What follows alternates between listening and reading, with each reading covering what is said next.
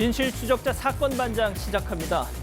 자, 오늘 서울 이 강남구 대치동 일대를 지나실 일 있으면 갑자기 다가와서 길을 묻는 남자 경계하셔야 할 것 같습니다. 자, 여성들에게 길을 묻는 척 다가와서 갑자기 치마 내려봐, 속옷 입었어? 하면서 변태짓을 한다는 거죠.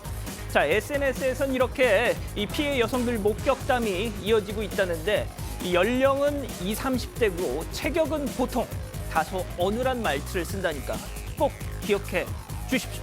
자, 경찰도 인근 순찰을 강화하고 있답니다. 자, 오늘 준비한 사건 해시태그로 소개 올리죠.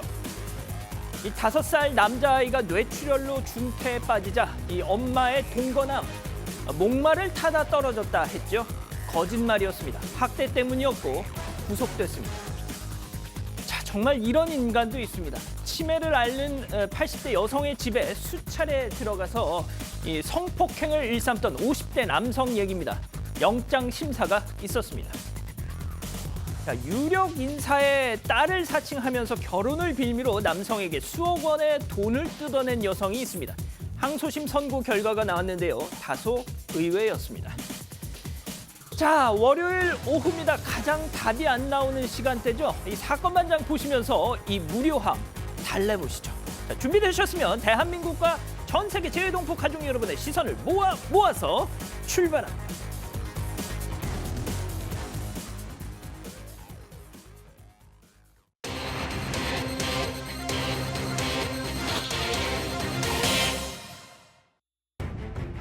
다섯 살 아들을 학대해 중태에 빠뜨린 친엄마와 20대 동거남이 구속됐습니다. 두 사람이 학대 사실을 인정한 가운데 입원 중인 아이는 의식을 되찾지 못하고 있습니다. 오늘의 주요 인물을 정리합니다. 자, 오늘도 변함없이 사건 반장 시작합니다. 사회부 홍지용, 이도성 기자, 그리고 백성문 변호사, 승재현 형사정책연구원 연구위원, 그리고 수호 선생님까지 나오셨습니다. 안녕하세요. 안녕하세요. 안녕하세요. 자, 이게 말이죠. 진짜. 자, 제가 질문 하나 좀 여쭙겠습니다. 자, 이 자리에서 백신 접종을 맞으신 분 좀 손 좀 들어보십시오. 부럽네요. 아니, 그럼 먼저 홍 기자. 네. 뭐 맞았어요? 저는 얀센 맞았습니다. 왜? 저 민방위라서요. 민방위. 예, 지원 자격이 됐어요. 네, 민방위 1년 차입니다, 저. 이도성 기자도 민방위 아니에요? 그렇죠. 민방위 그 접종 그 접수 시기를 놓쳐가지고. 그래. 전 민방위가 끝나서 저도 민방위를 졸업했습니다. 자, 그러면 뭐 정말 그 이유를 알 수 없는 승희 언님은 예상외네요. 도대체 예상외. 예. 뭐 저 과정을 이렇게 뭐 국방부 관련된 일을 조금 하고 있어서 비밀인가요? 나란 비밀은 여자친구 아닌데. 분이신가요? 아니 뭐 얀센 맞을 수 있는 권한이 있었습니다. 야, 진짜 이 변호사님 어떻게 해요, 우리는? 큰일 났네요. 우린 제일 늦게 맞을 텐데. 참. 근데 얀센 맞으면 예. 아파요. 되게 아파요. 진짜요? 상상할 수 없도록 아파요. 맞는 순간에 불주사, 혹시 불주사 맞은 경험은 우리 변호사님하고 앵커님은 있을 것 같은데 그 불주사를 맞아서 눈에서 눈물이 그릉그릉 하고 그 다음부터 한 10시간부터 굉장히 추워요. 그래서 집에 있는 모든 이불을 다 갖고 이렇게 아이고야. 안고 있어야 됩니다. 그리고 다음 날 아침 되면 그 발끝부터 약간 목까지 이렇게 결려요. 근육통이 나오고. 그래도 백신을 주신 대통령님께 감사의 말씀드리겠습니다. 뭐 굳이 그런 얘기까지. 아무튼 뭐 이상 증세가 있으신 분들은 뭐 그 당국에 신고를 좀 하셨으면 좋겠습니다. 홍 기자는 뭐 후유증 있었어요? 저는 별로 없었습니다. 그냥 잘 잤어요. 젊음이 좋네. 젊음이 좋아. 젊음이 좋아. 네, 사람마다 편차가 크다고 하더라고요. 굉장히 아프다는데 이제 지금. 특히 기질에 따라서. 저는 많이 아팠습니다. 승희 언님은 그 건강 검진 한번 받아보시죠. 알겠습니다. 예, 알겠습니다. 자, 정리를 하고요. 본격적으로 얘기를 좀 해보겠습니다. 자, 이 아동 학대 사건인데요. 자, 이 그동안에 이 아동 학대 사건이 너무 많아가지고, 자, 이 기자, 이게 저희가 전에 드렸던 사건인가요? 이번에 또다시 발생한 사건입니다. 사실 저도 이제 아동학대 사건이 이런 식으로 계속 보도가 되면은 기시감이 들어서 어린아이가 의식을 잃었다? 학대에 의해서? 사실 저희가 상당히 많은 사건을 소개드렸는데 이번에 또 발생했습니다. 지난 10일이었는데 한 20대 남성이 아이가 의식이 없다라고 이제 신고를 했어요. 그래서 보니까 목마를 태워주다가 떨어져서 다쳤다 이런 이야기를 해서 병원으로 옮겨졌습니다. 이 아이는 뇌출혈 증상을 보였고 인근 병원에 옮겨서 수술을 났지만 아직까지 의식을 찾지 못한 것으로 알려졌습니다. 그런데 병원에서는 치료를 하다 보니까 좀 이상한 모습이 좀 보였습니다. 얼굴에 좀 멍이 있고 이런 거 보면 학대를 의심해서 경찰에 신고를 했고 결국 경찰이 수사한 끝에 이 남성, 동거하고 있던 이 20대 남성과 이 아이의 친모를 결국 구속됐습니다. 자, 그럼 체크포인트 한번 짚어보겠습니다. 목말타다 떨어졌다. 자, 저렇게 저런 얘기를 하면서 신고를 했는데 알고 봤더니 그게 아니었다는 거잖아요. 네, 아이 엄마의 동거남이 처음 경찰 조사에서 저렇게 말했습니다. 목말 타다가 넘어져서 상처가 났다. 그리고 그 외에 놀이터에 갔다가 상처가 나서 왔다. 이런 식으로 주장했는데요. 계속해서 조사를 벌이자 결국엔 범행을 전부 시인했습니다. 공부를 안 해서 혹은 말을 안 들어서 때렸다라고 밝혔습니다. 이때 아이의 엄마는 외출 중인 상태였는데요. 나중에 조사 결과에서 마찬가지로 학대 사실을 시인했습니다. 아들을 때린 적이 있다. 그리고 전 남편 사이에서 아들을 낳았다. 이런 구체적인 내용들을 전부 시인했는데요. 동거남과는 2년 전부터 만났습니다. 그래서 혼인신고를 하지 않고 같이 살아온 것으로 파악되고 있습니다. 자, 지금 입원 중인 이 아이는 5일째 의식을 되찾고 있지 못하다고 하는데요. 자, 그럼 여기서 담당 수사관 또 이웃들의 얘기 잠깐 들어보시죠. 평소에 아이가 이제 뭐 말 안 듣고 지금 그러면 이제 꿀밤 때리고 공부 가르치는데 잘 못 쫓아오면은 등짝 때리고 뭐 땀 같은 것도 때린 부분이 인정돼. 그리고 뭔가 집어 던지는 소리, 떨어뜨리는 소리. 아이한테 그런 말씀을 계속 쓰기 싸우는 소리가 지르더라고요. 기초생활 수급자로 해가지고 급여를 받고 있는 것은 저희들 이제 그렇게 애는 지금 어린이집이나 그 유치원에 다니지 않는 것으로 확인됩니다. 자, 변호사님 이거 얘기 네. 들어보니까 집안 자체가 엉망진창이네요. 그리고 사실 이런 학대 통해서 아이가 지금 의식을 잃는 정도의 상황까지 오는 것, 이런 안타까운 사고들 볼 때마다 가장 아쉬운 부분은 조금만 주변에서 관심을 가졌더라면이라는 생각이 자꾸 듭니다. 통상적으로 일회성 학대로 이렇게 뭐 의식을 잃거나 사망하는 경우까지 가는 경우는 그럼요. 사실 거의 없고요. 예. 그 전에 지속적인 학대 정황들이 있고, 그리고 학대 강도는 점점점 세집니다. 세지다가 마지막에 이렇게 가장 안 좋은 상황으로 확인이 되는데, 지금 뭐 얘기 나온 것처럼 구청 담당자의 얘기도 그렇고, 그리고 아동 전문 보호기관에서도 어느 정도 학대 사실을 인지를 했을 그 가능성이 충분히 있는데, 그럴 때 중간에 빨리 개입이 돼서 이런 끔찍한 상황까지는 가지 않았어야 하는데 그런 부분이 좀 아쉽습니다. 자, 그 아이를 학대한 여러 이유 중에 하나가 5살짜리 애가 공부를 못한다. 아니, 승 의원님, 요즘엔 초등학생들도 말이죠. 시험 안 보잖아요. 그래서 진짜 얘가 뭐 공부를 진짜 잘하는지 못하는지 이걸 뭐 물론 뭐 느낌이야 오겠지만, 아니 세상에 5살짜리가 공부를 못한다? 어딜 보고 그런 판단을 하면서 손찌검을 한다는 겁니까? 그래서 이 진술 자체에 대한 신빙성이 저는 조금 의심이 간다라고 말씀을 드릴 수가 있는 거죠. 사실 지금 어린이집도 안 가고 유치원도 안 갔다라는 이야기를 들으면 아이가 공부를 못한다는 그 자체가 굉장히 주관주의적인 평가가 아니냐라는 생각이 드는 것이고, 사실 지금 있는 아이의 학대를 만약에 정말 공부를 못했다고 할지라도 그냥 제가 어릴 때 기억을 반추해 보면 끊임없이 어머니가 저에게 가르쳤는 생각이 들어요. 그러니까 이야기하고 이해시키고 다시 한번 말을 하는 그런 과정이 있었지, 이걸 때린다라고 이야기하는 거는 자기가 갖고 있는 분노를 외부에 그냥 표출하는 방법의 하나로 아이에게 학대를 하지 않았을까라는 생각을 합니다. 그리고 말이죠. 지금 뭐 주변 증언에서 나오다시피 부부가, 아니 그러니까 동거남 그리고 이 엄마 뭐 엄청 싸웠다는 거 아니에요. 지금 이게 또 아이한테도 안 좋은 영향을 줬을 수밖에 없어요. 일단 이거.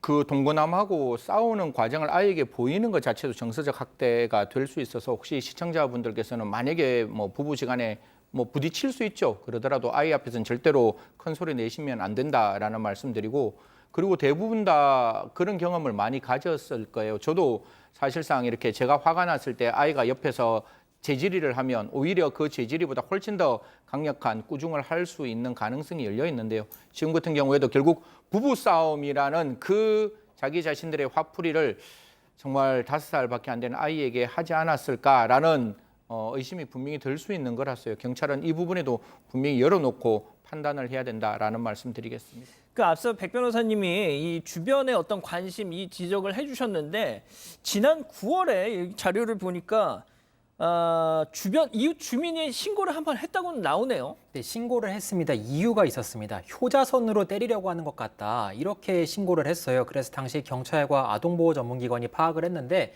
당시에는 입건되지 않았습니다. 학대 정황이 뚜렷하게 발견되지 않아서 그랬는데요. 아동보호 전문기관 측의 말에 따르면 이후에도 관리를 했다고 합니다. 정서적 학대를 염두에 두고 한 달에 한 번씩 관리를 해오던 중에 이번 사건이 발생했다고 설명했습니다. 자, 변호사님, 진짜 저는 이 아동 학대 사건이 정말 좀 답답한 것이 애들 입장에선 말이죠. 부모는 선택해서 태어날 수가 없는 거잖아요. 그냥 태어나 보니까 엄마는 저런 상황이고 엄마가 동거남이랑 같이 살고 있고 그래 나는 이유 없이 그냥 맞아야 되는 것이고. 사실 아동학대가 가장 무서운 게 아이들이 어디 가서 피해를 호소할 데가 없어요. 그렇죠. 그리고 그것도 집에서는 그렇죠. 거의 그러니까 부모 같이 살고 있는 엄마 아빠 뭐 혹은 동거남 이런 사람들이 거의 신이죠. 신적 존재죠. 거기 어떻게 대응을 하겠습니까? 5살짜리가. 예. 그러면 결국 주변에서 이 상황을 면밀히 관찰하고 케어해 줄 필요가 있는데 지금 말씀하셨던 것처럼 아동전문보호기관에서 정서적 학대를 염두에 두고 면담을 진행했었는데 지난달에 마지막 면담은 면담 시간이 안 된다 그래서 계속 미뤘대요, 이 부부가. 근데 이 아이에 대한 학대가 본격적으로 일어나는 게 지난 4월 정도로 추정을 하는데 예. 그렇다면 본인들이 학대를 하고 아이 상태 몸에 멍이 들어있거나 하는 것들 발각되면 안 되니까 안 했을 것 같거든요. 예를 들어서 한번 이렇게 상식적으로 생각을 해보죠. 학대를 진행하고 있다. 근데 아동전문보호기관에서 면담하자. 면담하시겠어요? 안 하죠. 안 하죠. 예. 근데 그러면 안 하는구나 이러고 넘어가잖아요. 그러니까 이런 부분도 어느 정도 좀 강제성을 부여할 수 있는 방안들이나 사실 아이 보호는 사실 사회에서 해야 되는 거거든요. 이런 부분들 좀 이 아동학대 범죄 이렇게 많은데 이런 부분들에 대한 좀 진지한 고민도 분명히 있어야 되지 않을까 싶습니다. 알겠습니다. 지금 아이가 의식을 되찾지 못하고 있다는데 빨리 좀 깨어났으면 좋겠습니다. 오늘 인물 이 정도 마무리하고요. 다음 오늘 사건 이어갑니다.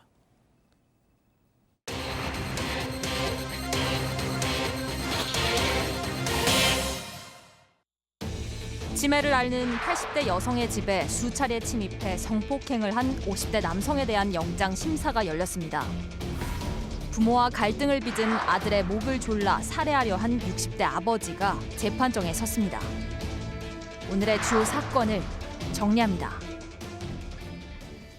자, 제가 오프닝에서도 잠깐 소개해드렸지만 이 첫 번째 사건 정말 인간이 도대체 어디까지 사악해질 수 있을까 하는 생각이 절로 드는 그런 사건인데 자, 치매를 앓는 80대 여성의 집에 수차례 침입해서 성폭행을 한 남성, 50대 남성이죠. 오늘 영장 심사가 열렸다는데 일단 당시 사건 내용, 상황부터 좀 정리해 주시죠. 네, 지난 3월에 벌어진 사건입니다. 금천구의 한 다세대 주택에서 사고가 벌어졌는데요. 50대 남성이 피의자입니다. 80대 여성이 살고 있는 집에 들어가서 성범죄를 저질렀습니다.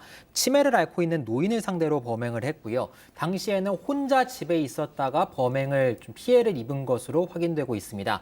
오늘 영장실질심사가 열렸는데요. 1시간 정도 진행됐습니다. 오전부터 진행돼 지금은 마쳤는데요. 들어갈 때도 나올 때도 묵묵부답이었습니다. 혐의를 인정하는지 어떠한 혐의인지 전부 인정하는지 시인하는지 아무리 물어봐도 대답하지 않았습니다. 오늘 이르면 결과가 나올 것으로 보입니다. 자, 그러면 이쯤에서 이번 사건 체크포인트 짚어보죠. 아들 기다리던 치매 노인입니다. 자, 일단 이 50대 남성 말이죠.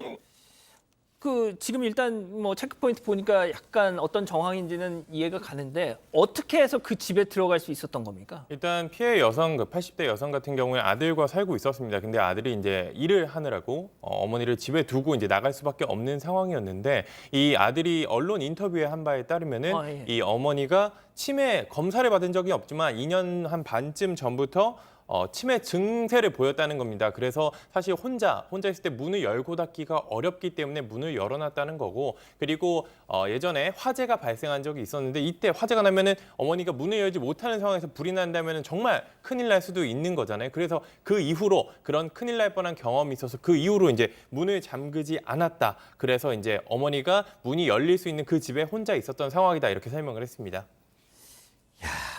그러니까 이 문을 닫아놓고 아들이 일을 나가면 어머니 혼자 집에 있는 동안 어떤 일이 벌어질지 모르니까 아들 입장에서는 그냥 문을 차라리 열어놓고 갔던 거군요.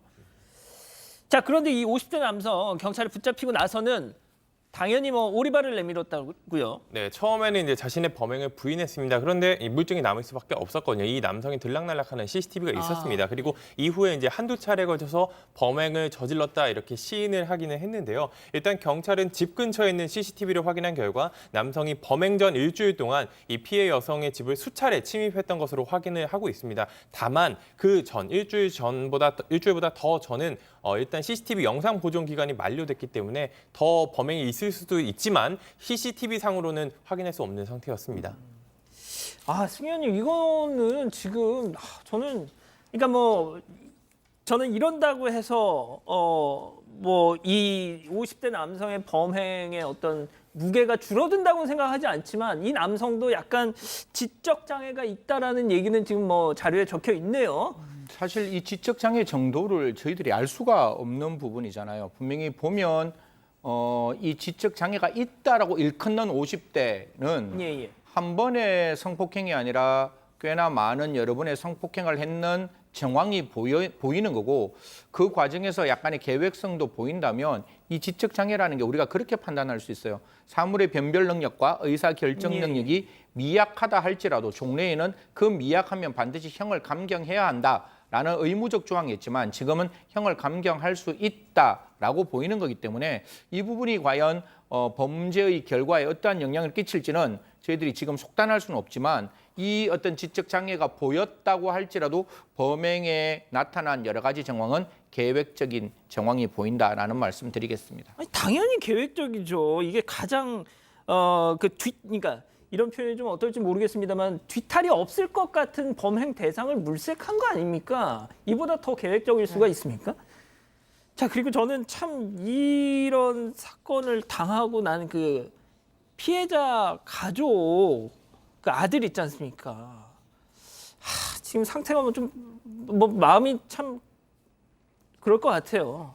한 언론 보도로 그 많이 힘든 사정이 공개가 됐습니다. 구체적으로는 아들이 일용직 노동자로 일을 하고 있었습니다. 그래서 일당으로 생활비도 월세도 전부 충당하면서 살아왔는데요. 문제는 사건이 발생한 뒤부터 어머니의 상태, 피해자의 상태가 더 심각해져서 일을 나갈 수 없게 됐다고 합니다. 그래서 온종일 간병에만 힘쓰고 있다고 하는데요. 일단 경찰이 신변보호 조치와 더불어서 피해자의 생계비 지원을 신청하겠다고 입장을 밝혔고요. 당장 이 사건과는 별개로 피해자의 피해 회복을 위해서도 좀 도움이 절실한 상황입니다. 자, 변호사님. 네. 저는 진짜 이런 사람 신상 공개해야 된다고 저는 개인적으로 생각하는데. 예? 저도 개인적으로 이런 사람들 신상 공개를 하는 게 신상 공개 제도의 본질에 부합하지 않나는 개인적인 생각이 많이 드는데요. 이게? 저도 그런 생각 많이 듭니다. 일단은 경찰에서 일단 한번 구속영장 신청했다 검찰은 반려를 했는데 그 이유가 있어요. 반려를 했다고요? 한번 검찰에 돌려보내고 이번에 다시 영장 신청을 하고 그래서 검찰에서 영장을 청구해서 오늘 영장 실질 심사가 진행이 되는 건데 이게 뭐 검찰에서 봐주려고 그러는 게 아니고 예. 가장 중요한 건 어느 정도 영장이 발부될 만한 정도의 증거가 확보가 돼야 되는데 이런 사건에서 가장 문제가 뭐냐면 피해자의 피해 진술이 쉽지가 않아요.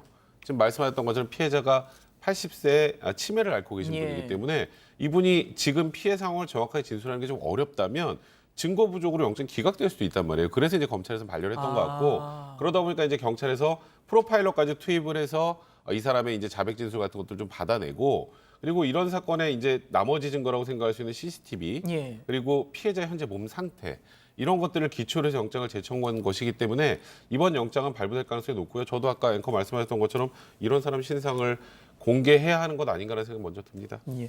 자, 승 의원님 일단 이 사건이 벌어진 이유를 놓고 뭐 약간 취약계층을 보호해야 하는 어떤 사회적인 시스템의 어떤 미비 뭐 이런 지적이 안 나올 수밖에 없을 것 같아요. 사실 사회 취약계층 서비스의 재외동포 아까 저희들이 이야기했다시피 재외동포에 대한 어떤 지원이 조금 소외되어 있는 부분은 분명히 존재를 합니다.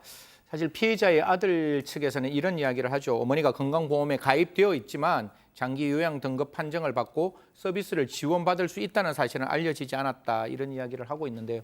사실 우리가 헌법을 바라볼 때 인간으로서의 권리는 그것이 재외동포라 할지라도 분명히 지원받을 수 있는 부분이 분명히 열려져 있어야 한다. 이건 인도적 차원에서 반드시 필요한 부분이니까요. 분명히 재외동포 우리나라의 국민이라고 판단하시고 좀 이런 부분에 대한 적극적인 조치가 좀 필요한 거 아니냐. 사실 알아야 그 권리를 행사하지 모르는 권리를 행사할 수는 없는 부분이거든요. 치매라는 것은 누구에게나 언제나 어디서나 올 수 있는 어떻게 보면 국가가 반드시 책임져야 되는 부분이고 이 부분에 대해서 대통령께서도 국가 침해는 반드시 좀 책임지자는 말씀을 주셨기 때문에 지자체에서는 적극적으로 이런 부분을 조금 이야기를 해줬으면 좋겠다라는 말씀 드리겠습니다. 알겠습니다. 첫 번째 사건 이렇게 마무리하고요. 두 번째 사건 체크포인트 짚어보죠. 아들 살인 미수. 어허. 이게 뭐 아들을 살인 미수했다는 건지 아들이 살인 미수를 했다는 건지 이게 뭐 어떤 내용이죠? 아들을 살인 미수하려고 했습니다. 아들을 아버지가 살인 미수한 혐의로 재판에 넘겨진 사건입니다. 지난해 12월 벌어졌는데요. 아들과 이제 아버지, 어머니까지 모두 가족이 같이 자리에서 식사를 하면서 술을 마시고 있었습니다. 그런데 이때 아들이 어머니에게, 그러니까 그 아버지 입장에서는 자신의 아내에게 어떻게 폭행을 한 겁니다. 그 욕설하고 때리면서 갑자기 시비가 붙었습니다. 그래서 아버지가 격분해서 아들의 목을 졸라 살해하려 한 혐의가 나중에 적용됐는데요. 목을 졸랐습니다. 그래서 재판에 넘겨졌고요. 사건의 배경, 일단 정확하게 무엇 때문이라고 단정하기는 어렵지만 일단 그 당시 코로나19 때문에 아들이 집에 같이 살았다고 합니다. 왜냐하면 일자리가 있었지만 일용직으로 일자리를 좀 가지고 있었던 일자리들이 모두 끊겼다고 합니다. 그래서 부모의 집으로 들어와서 같이 살고 있다가 갈등이 평소에도 있었는데 이번 사건을 통해서 좀 그 갈등이 폭발한 것으로 현재까지 추정되고 있습니다. 야, 일단 뭐 목을 졸랐다. 아버지가 아들의 목을 졸랐다. 그 지금 무사하다고 해요? 일단 사건 당시에 이제 목을 조른 시간이 한 7, 8분 정도 돼서 이제 실제로 의식을 잃고 심정지 상태로 이제 병원에 옮겨졌다라고 합니다. 그래서 사흘 정도 의식불명 상태에 빠져 있었고요. 다만 이제 병원에서 중환자실에서 치료를 받으면서 의식을 회복했고 그리고 일반 병실에서 치료를 받다가 퇴원을 했다고 합니다. 자, 지금 제가 이 관련 기사에 달린 댓글을 보면 뭐 물론 이 아들이 심각한 지경까지 갔다가 뭐 지금은 뭐 소생을 한 것 같긴 한데 뭐 대부분 또 댓글 반응이 이렇습니다. 그러니까 자식놈한테 마누라가 맞고 있으면 가만히 있을 사람이 누가 있겠느냐 뭐 이런 말씀을 하긴 하시는데 당시 상황에서의 아버지의 심리 좀 어떻게 보고 싶으신가요? 진짜 양가의 감정이 있었을 것 같아요. 또 아버지도 약간의 어떤 그 시각 장애인이었는데 사실 부인이 맞고 있고 그 부인이 폭행을 당하고 있고 폭행을 당하는 현장에 아들이 그 자기 어머니를 때리는 현장이라는 걸 분명히 인지했다면 사실상 여기서 일반적으로 폭행을 당하는 사람은 어머니일 수 있잖아요. 그러면 그러니까 어머니를 지키기 위해서 자기 부인을 지키기 위해서 분명히 아들에 대한 일정한 어떤 그러니까 행위를 할 수는 있었을 것인데 그 하는 행위가 좀 과도하다 보니까 법원에서 이 부분에 대한 판단을 조금 달리하지 않았느냐. 분명히 이 경우에 있어서 그 아버지의 입장에서는 아들에 대한 어느 정도의 폭행은 분명히 있을 수 있는 상황이었다라는 말씀드리겠습니다. 자, 결국 이 60대 아버지 아들의 목을 조른 이 아버지 살인 미수 혐의로 재판에 넘겨졌네요. 네, 살인미수 혐의 재판, 국민참여재판으로 열리기로 결정됐습니다. 그래서 배심원까지 모여서 재판이 진행이 됐고요. 일단 검찰은 징역 5년을 내려달라 이렇게 구형했습니다. 왜냐하면 누가 봐도 혐의가 분명하다는 취지였는데요. 피고인인 아버지는 무죄를 주장했습니다. 그래서 정당방위나 긴급피난 같은 위법성 조각 사유가 있다 이렇게도 밝혔고 살인의 고의성이 없다고도 주장을 해서 공방이 이어졌습니다. 그러니까 가장 큰 쟁점이 이 고의성, 고의로 그랬느냐 아니면 뭐 우발적이었느냐 뭐 이랬던 것 같은데요. 일단 징역 5년 구형한 걸 보면 검찰에서 좀 어떻게 봤다는 걸까요, 이게? 이 고의성 쟁점이 뭐냐면요. 조금 전에 말씀하셨던 것처럼 우발성 이거랑 상관이 있는 게 아니고 죽이려고 한 거냐, 좀 다치게 하려고 한 거냐. 그러니까 살인의 고의냐, 상해의 고의냐예요. 그러니까 살인의 고의라면 살인 미수가 되는 거고 상해의 고의라면 상해가 되겠죠, 상해죄가. 그래서 이제 고의 부분이 중요했던 건데 이제 검찰에서 이 아들을 죽이려고 했다, 살인의 고의가 있었다고 판단한 건 안마사였었고요. 그럼 이게 손하고 힘이 굉장히 셉니다. 목을 졸랐던 시간이 6분에서 7분 정도가 됐어요. 그래서 그것 때문에 무산소성 뇌손상이 온 것이기 때문에 이 정도라면 충분히 살인의 고의를 가지고 행동한 것이다. 1번. 두 번째, 심장중지로 중환자실 치료를 받고 그 이후에 사건 당시에 그냥 그냥 죽게 내버려둬라. 이런 얘기까지 했다라는 거라면 일단 최소한 뭐 아들이 결국은 살아났지만 그 당시 행동을 했을 때 아버지의 머릿속엔 아들을 죽이겠다라는 그런 고의가 있었다라고 검찰이 판단한 겁니다. 아, 이 아버지가 시각장애를 갖고 계시고 안마사경염. 어제 좀 변호사님 말씀하신 것처럼 뭐 이 지압, 이 손가락 힘이 그렇죠. 뭐 맞습니다. 예, 아. 자, 근데 이 변호인 측에서는 좀 무죄를 주장했네요, 또.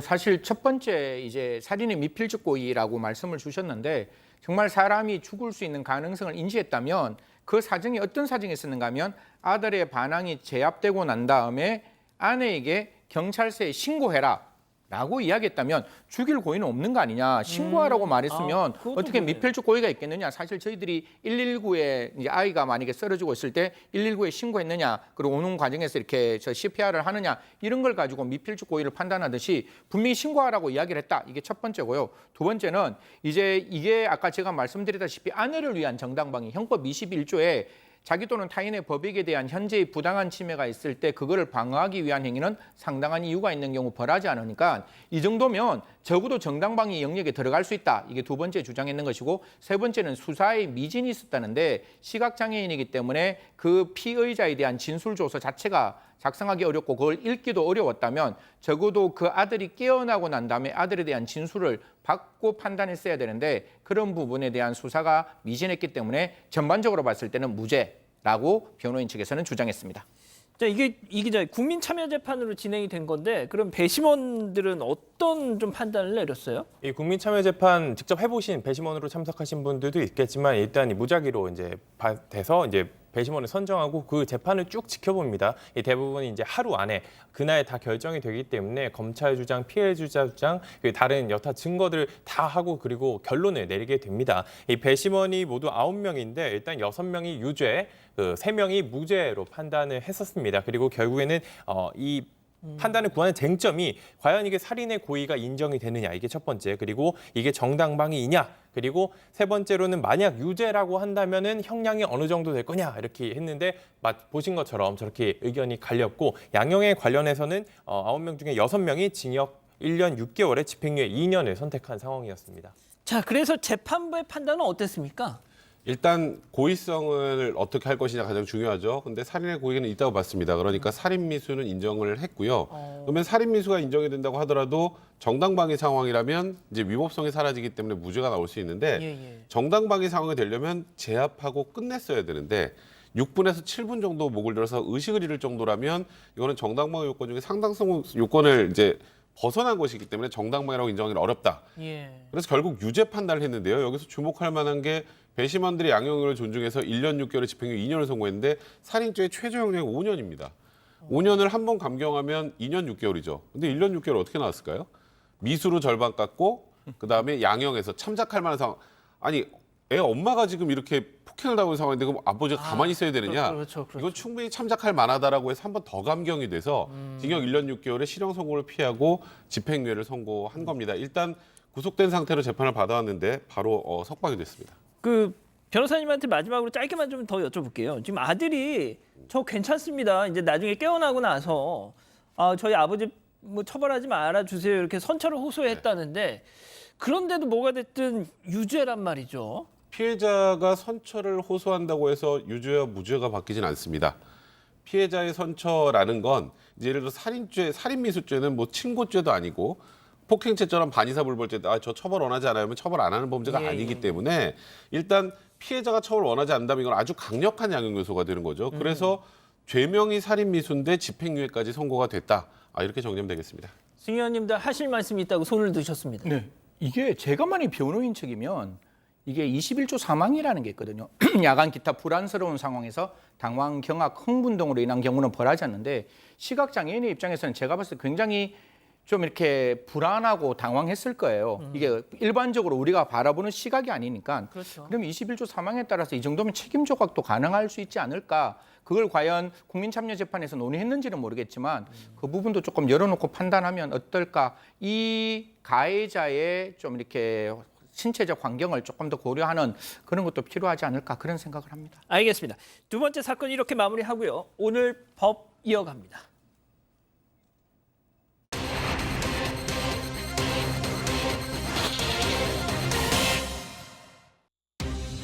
번개탄을 피워 생후 13개월 된 아이를 숨지게 한 20대 남성이 항소심에서 감형을 받았습니다. 유력 인사의 딸을 사칭해 결혼을 빌미로 남성에게서 수억 원의 돈을 뜯어낸 여성에 대한 재판이 열렸습니다. 오늘의 주요 재판을 알아봅니다. 자, 보십시오. 이게 진짜 이 아동 학대, 또 아이를 살해하는 이런 일들이 너무 많으니까 저희도 방송을 해드리면서도 이게 그건가, 저건가.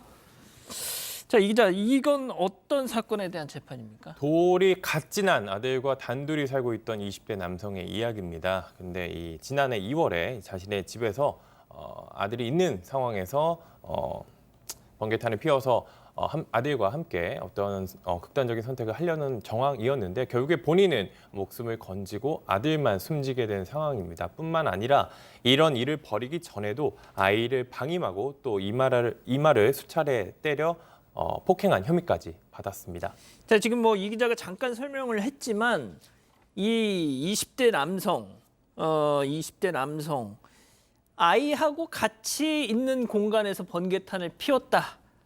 일단 정황상 함께 극단적인 선택을 하려고 했다? 네, 그렇게 보이는 정황이 드러났는데요. 제가 구체적인 묘사는 피하고 요약해서 말씀드리겠습니다. 같이 있는 방에서 외부의 창문과 같은 환기할 수 있는 공간이 없이 만들어 놓고 번개탄을 이용해서 극단적인 선택을 시도한 것으로 보입니다. 그런데 아버지는 이후에 그 현장을 약간 떠났습니다. 문을 열고 떠났고, 그리고 아이는 그 자리에 있다가 그대로 숨지게 됐습니다. 사인이 나중에 일산화탄소 중독으로 나왔습니다. 그래서 이 범행 당시 사용된 도구로 이용해서 좀 질식한 것으로 추정될 수 있는 정황이 드러났고요. 아이의 아버지가 그런데 문제는 그 예약 문자를 보냈어요. 아내와 형 같은 가족들에게 이 문자가 가면 나는 극단적인 선택을 했다는 것이다. 이날 밤에 전송되도록 예약 문자를 보내놨는데 그 다음에 이 문자를 나중에 봤잖아요. 받고 나서 가족이 경찰에 신고해서 경찰이 출동하게 됐습니다. 그런데 현장에 가보니까 아이의 아버지는 문 밖으로 나와서 살아 있었고요. 구조를 해보니까. 그리고 아이는 숨진 채 발견됐습니다. 저는 이게 약간 지금 얘기를 들어보니까 글쎄요, 이거는 아닙니다. 이거는 번개탄을 피워서 진짜 극단적인 어떤 선택을 할 생각이면은 수면제를 먹겠죠. 예? 근데 자기는 보십시오. 화장실에서 피운 번개탄 연기를 참지 못하고 밖으로 나왔다는 거 아닙니까? 자, 뭐가 됐든 승현님, 이건 뭐 어떻게 분석을 해야 되는 걸까요? 사실 제가 극단적인 선택을 만약에 같이 했다 할지라도 저는 아이에 대한 살인죄라고 이야기를 하는 거거든요. 물론이죠. 그러니까 뭐 지금 같은 경우에는 아이가 주체적인 어떤 하나의 생명체라고 생각해야지 왜 같이 가야 되는지도 모르겠고, 지금 이 과정에서 당의 피해자는 이런 진술을 했다고 이야기를 합니다. 뭐 차와의 갈등 관계가 있었다. 피해자 양육과 관련된 어려운 경제적 사정이 있었다. 그리고 이 아이를 부모에게 조금 맡아서 키워달라고 했는데 그 부모가 맡아주지 않아서 그 부모에 대한 배신감이 있었다라고 주장하는데, 저는 모르겠습니다. 하나하나가 다 저한테는 설득되지 않는 일이고, 그냥 아이를 사망에 이르게 하기 위한 하나의 과정 속에서 극단적인 선택이라는 모습을 만들어내지 않았느냐라는 생각을 지울 수가 없습니다. 자, 지금 진리와 정의님이 그러시네요. 아들을 죽여요? 저는 제 아들을 위해서 죽을 수 있는데요, 라고요. 이게 대부분의 부모들의 마음이겠죠. 자, 재판 과정에서 검찰은 이건 명백한 계획살인이다 얘기를 했다고요. 네, 승 의원님이 아까 말씀해 주신 내용과 똑같이 취지로 말했습니다. 똑같은 취지. 그러니까 계획살인이라는 겁니다. 왜냐하면 당시 아이가 위험에 처해 있었습니다. 그러니까 아이가 연기에 의해서 질식될 위험에 처해 있었다는 것을 알고도 아무런 구호 조치를 하지 않았다고 봤습니다. 그리고 이 범행 직후에 냉장고에서 맥주를 꺼내 마시면서 컴퓨터를 하다가 그러다가 연기가 나와서 질식될 것 같으니까 밖으로 나가다가 쓰러진 것으로 판단을 했고요. 그래서 아이의 아버지는 살았지만 아이는 그대로 일산화탄소 중독으로 숨졌다. 이렇게 판단하고 계획적인 살인이라고 주장했습니다. 그래서 1심 재판부 판단은요? 이 검찰의 주장을 받아들였습니다. 일단 이 피고인 같은 경우에는 나는 그럴 의도가 없었다라고 했어요. 그러면 아무리 그렇더라도 그런 결과가 발생했으면 밀필적으로나마 미필적인 고의가 인정될 수가 있습니다. 그런데 법원은 이것도 넘어서 미필적인 고의도 아니다. 이건 확정적으로 아이를 살해할 목적을 가지고 있었다라고 인정을 한 거죠. 설령 처음 범행을 시작할 때는 자신 역시 그런 선택을 하려고 했을지 모르겠지만 결국 스스로 중단하고 도망쳤어요. 나왔어요. 그리고 하지만 아들은 결국 죽게 만들었기 때문에 이거는 확정적인 살인의 고의가 있다라고 판단해서 징역 17년을 선고했습니다. 자, 변호사님, 그런데 여기서 지금 또 우리 가족 여러분들 진짜 뒤집어지실 만한 그런 내용이 나옵니다. 2심에서 무려 징역 7년형이 감형이 됐어요. 일단 그 고의의 정도를 생각을 해보면 확정적 고의, 나는 저 사람을 죽일 거야, 이거 하고 뭐 이렇게 되면 죽을 수 있는데 뭐 그래도 어쩔 수 없지, 이게 이제 미필적 고의거든요. 고의의 정도가 낮아지면 낮아질수록 형량은 낮아질 수밖에 없습니다. 예. 근데 항소심에서는 1심의 확정적 고의라는 판단을 뒤집어서 이 남성, 이 아이에 대한 살인의 미필적 고의만 인정된다고 본 거예요. 그러니까 우리 지금 이 사람이 극단적 선택을 본인도 하는 것처럼 꾸며서 아들만 죽였다 이렇게 생각하는 게 확정적 고의인데, 예. 지금 항소심 재판부에서 보면 이 사람도 보니까 극단적 선택을 하려고 시도는 했던 것 같다. 같이 있었던 것 같다. 같이 있었던 공간에 그러니까 이 사람이 현관 몰고 바깥으로 나간 건 아니고 예. 같은 공간 안에 있긴 있었다. 그리고 또 하나는 이 부분이 조금 다소 이해가 되진 않는데, 아까 저녁에 발송되도록 극단적 선택을 암시하는 문자를 처하고 뭐 이렇게 보냈잖아요. 예약 문자. 그렇다면 나중에 이 사람들이 와서 구조해 줄 수도 있는 거잖아요. 아니, 그러니까 제가 그러니까 불충분하지만 아들을 보호하려는 조치가 조금은 있었다고 보인다. 이런 걸 고려해 본다면 징역 17년은 너무 과하다 해서 7년을 감형해서 징역 10년을 선고했습니다. 자, 지금 우리 가족 여러분, 네? 감형이요? 하시면서 지금 다들 놀라고 계시는데 이번 재판 체크포인트 짚어보죠. 극단적 선택, 예약 문자. 자, 승 의원님. 예. 저는 앞서 이제 변호사님 말씀하신 것처럼 그 예약 문자, 그게 저는 오히려 약간 좀 트릭이라고 생각하거든요. 그러니까 이게 지금 제가 오늘 오면서 안 그래도 저 변호사님하고 이야기를 하는데 기록을 못 봤기 때문에 지금 항소심 기록을 좀 보면 좋은데, 예약 문자라는 게 예를 들어 1시에 극단적인 선택을 할 때 그와 동시에 1시에 같이 이렇게 보냈으면 예를 들어 구조하러 오라고 이야기할 수 있는 최소한의 가능성은 있을 수 있는데, 만약에 극단적인 선택이 1시인데 예약 문자를 2시나 3시에 보냈으면 사실 그거는 예약 문자는 아무런 의미가 없는 거잖아요. 그래서 첫 번째 그 예약 문자가 언제 발송됐는지를 지금 기록을 열어봐도 이 안에는 나와 있지 않아서 정확하게 말씀을 못 드리겠고, 두 번째는 저는 앵커께서 말씀 주신 부분에 전적으로 공감하는 게, 사실 이 아이는 어느 정도 훨씬 더 연약한 존재이잖아요. 그러면 아이는 분명히 사망에 이르게 됐고 자기가 우연하게 발견돼서 살아남을 수 있는 가능성을 열어놓지 않았느냐라는 점은 분명히 판단할 수 있는데, 지금 항소심 재판부와 검찰과 변호인이 이제 부딪혀서 이야기하는 과정 속에서 적어도 검찰이 이 부분에 대한 설득을 못했다는 부분은 나와 있는 거라서, 사실 이게 지금 항소 기간이 남아 있는지는, 상고 기간이 남아 있는지는 모르겠는데요.